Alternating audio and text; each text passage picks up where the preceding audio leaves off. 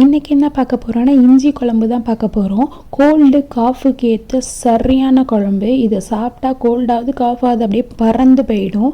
அதை செய்கிறதுக்கு கடாய் அடுப்பில் வச்சுக்கலாம். கடாய் காஞ்சோடனையும் அதில் நல்லெண்ணெய் நிறையா விட்டுக்கலாம். அதில் ஒரு நான் 50 கிராம் அளவுக்கு இஞ்சி எடுத்திருக்கேன்.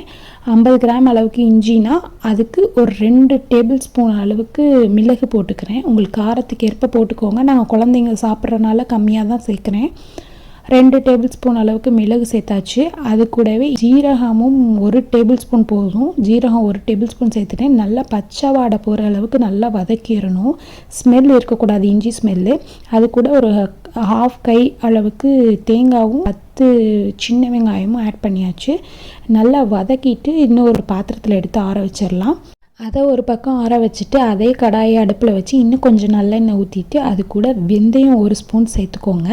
அது கூடவே கடுகும் உளுந்த பருப்பு அது ஒரு 1/2 டேபிள் ஸ்பூன் அளவுக்கு சேர்த்துக்கோங்க.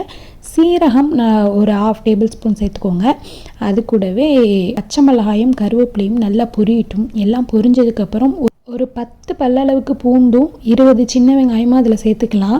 அது கூடவே பெருங்காயத்தூள் கொஞ்சம் ஆட் பண்ணிக்கலாம். எல்லாத்தையும் நல்லா வதக்கிட்டு அடுப்பு சிம்மில் இருக்கட்டும். சிம்மில் வச்சுட்டு எல்லாமே நல்லா பொன்னிறமாக ஆகிற அளவுக்கு நல்லா எல்லாத்தையும் ரோஸ்ட் பண்ணிக்கோங்க.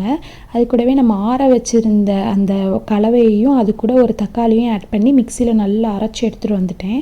அதையும் நல்லா இது கூட சேர்த்துக்கலாம். இது மிக்சி கழுவின தண்ணி கொஞ்சமாக சேர்த்துட்டு நல்லா மூடி போட்டு வேக வச்சிட்டோம்னா அது நல்லா கொதிச்சு வரும்போதுமே அது கூட 1 ஸ்பூன் உப்பு, ஒரு 1/2 ஸ்பூன் மஞ்சத்தூள், 2 ஸ்பூன் மிளகாத்தூள், 1/2 ஸ்பூன் அளவுக்கு சாம்பார் தூள் இல்லைன்னா நீங்கள் மல்லித்தூள் கூட ஆட் பண்ணிக்கலாம். அது கூட நல்லா கலந்து விட்டுருங்க. அதை டிஸ்டர்ப் பண்ணாமல் மூடி போட்டு நல்லா மூடி வச்சுருங்க. அது நல்லா ஒரு கொதி வந்தோட்டி ஒரு லெமன் சைஸ் ஊற வச்சுருந்த புளி அதை நல்லா கரைச்சி அது கூட சேர்த்துக்கலாம். அவ்வளோதான், இது ரெடி ஆயிடுச்சு. நல்லா கொதிக்க விட்டுருங்க. உங்களுக்கு எவ்வளோ தண்ணி வேணுமோ அவ்வளோக்கு ஊற்றி குழம்பு மாதிரி வேணும்னா வச்சுக்கோங்க. இல்லைனா இந்த மாதிரி திக்காக வேணும்னா கூட இது மாதிரி வச்சுக்கோங்க. இது மாதிரி வச்சு பாருங்கள், 2 நாள் ஆனாலும் கெட்டு போகாது. வெளியே எடுத்து வச்சுக்கலாம்.